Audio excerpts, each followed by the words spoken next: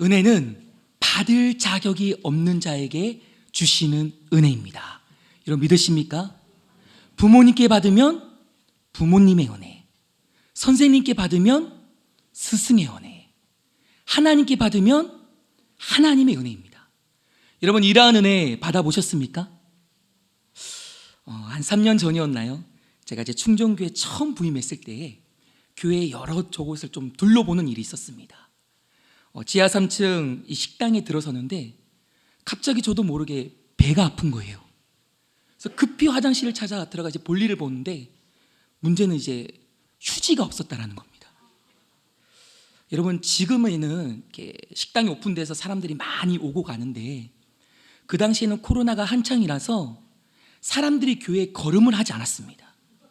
그러니까 창세기 말씀처럼 정말 흑암 가운데 있는 지하 3층 식당이었습니다. 제가 간절히 기도했거든요. 정말 눈물로 기도했거든요. 그냥 하나님이 침묵하시는 거예요. 그래서 급한 대로 휴대폰을 꺼내 들어서 그 당시 이제 몇몇 목사님들에게 이제 카톡을 보냈습니다. 살려달라고. 한 10분이 지났나요? 20분이 지나고 30분이 지났는데 바깥에서 똑똑똑 노크 소리가 들리는 거예요. 문을 살짝 열어보니까 이따만 휴지를 누가 이제 건네주신 거였습니다. 김남호 목사님이셨습니다. 저는 그때를 아직도 잊을 수가 없습니다. 제 마음 가운데 나무의 은혜 이렇게 항상 기억하고 있습니다. 여러분 이러한 은혜 받아보셨습니까? 오늘 본문 말씀 가운데 모세가 등장합니다. 모세도 은혜를 받게 됩니다. 받을 자격이 없는데 말입니다. 우리가 다 알다시피 모세는 이 왕궁에서 학술과 학문과 언변이 뛰어난 사람이었습니다. 그런 그가 이스라엘 백성들을 출애굽하여 인도해 나갑니다. 그런데요, 바로도 말을 듣지 않고 이스라엘 백성도 또 말을 듣지 않는 거예요. 그러니까 모세가 나 못하겠다라고 합니다. 도저히 내 힘으로 할 수 없다라고 합니다. 심지어 갖고 있던 지팡이를 집어던집니다. 자, 그랬을 때에 하나님께서 이 모세에게 갖다 대는 게 있다라는 거예요. 그게 뭐냐? 바로 출애굽기 6장입니다. 이 출애굽기 6장을 하나님께서 모세에게 갖다 대시는 거예요. 이 출애굽기 6장은 무엇인가? 모세의 족보입니다. 특히 이 출애굽기 6장 20절 말씀에 보면 모세의 아버지가 아므람이거든요. 이 요게벳과 결혼을 한다는 거예요. 그런데요, 이 요게벳은 아므람의 고모였습니다. 그게 족보 가운데 나와요. 아므람의 고모였다라고 나와 있습니다. 우리 읽었는데요, 출애굽기 6장 20절 말씀 우리 한 번 더 읽어보도록 하겠습니다. 시작. 아므람은 그들의 아버지 누이 요게벳을 아내로 맞이하였고 그는 아론과 모세를 낳았으며 아므람의 나이는 137세였으며 아멘. 여러분 여기 보세요. 모세의 아버지 아므람이 고모인 요게벳을 아내로 맞이합니다. 여러분 이게 그 당시에는 큰 문제가 되지 않았어요. 그냥 넘어가면 됩니다. 왜냐하면 흔한 일이었기 때문입니다. 근데 성경은 지금 그냥 넘어가고 있지 않다라는 거예요. 왜 그렇습니까? 바로 레위기 말씀 때문입니다. 한번 띄워주시겠습니까? 이 레위기서 18장 12절 말씀 그리고 20장 19절 말씀에 보면 고모의 하체를 범하지 말라라고 말씀하고 있습니다. 성경은 분명하게 선을 긋고 있다는 거예요. 한 번이 아닙니다. 두 번씩이나 이렇게 강조하고 있다는 거예요. 여러분 이게 무슨 말일까요? 다르게 말하면 도저히 해서는 안 될 관계 속에서 모세가 태어났다는 겁니다. 조금 나쁜 말로 말하면 폐역부도의 소생이라는 겁니다. 여러분 지금 하나님께서 이 모세에게 이 족보를 들이대고 있는 겁니다. 여러분 모세 입장에서 보면 어떨까요? 화가 나지 않았을까요?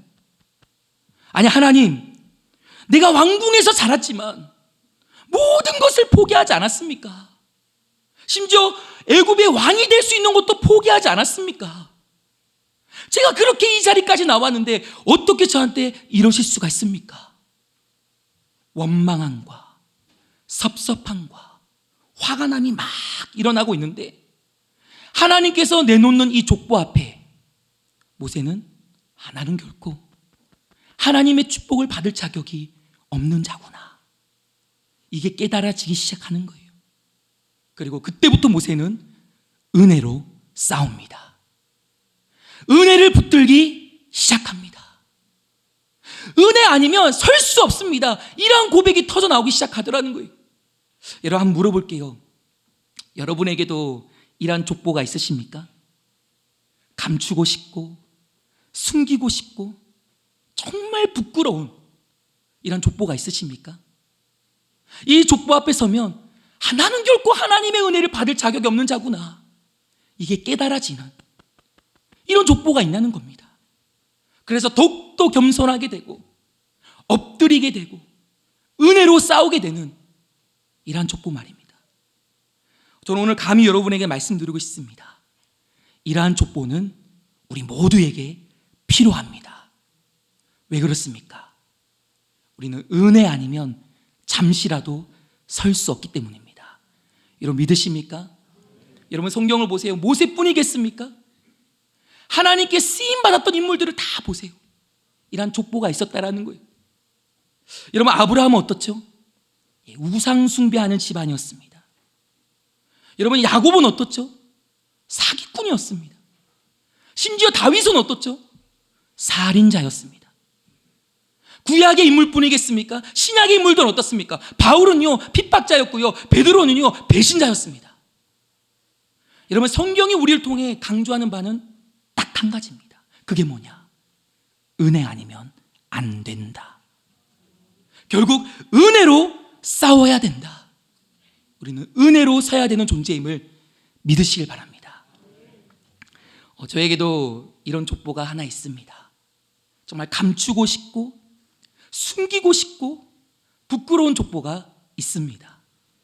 하나의 사건인데요, 제가 20대 초반에 가슴이 정말로 뜨거웠습니다.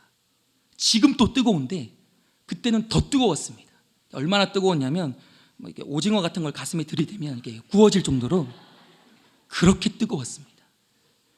제가 한 20대 초반에 여기 일산 근처에서 찬양 집회를 했었는데요, 귀신 들린 자매가 온 거예요. 그래서 제가 나사렛 예수 그리스도의 이름으로 선포하노니 귀신아 나가! 이랬거든요. 그랬더니 으악! 이럴 줄 알았는데 아니었어요.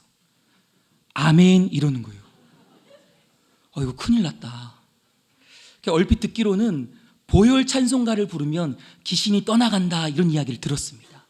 그래서 눈을 감고 손뼉을 치며 간절하게 보혈 찬양을 불렀습니다. 한참 시간이 지났나요? 눈을 살짝 떠보니까 여러분 놀라지 마세요. 그 귀신 들린 자매가 따라 부르고 있는 거예요.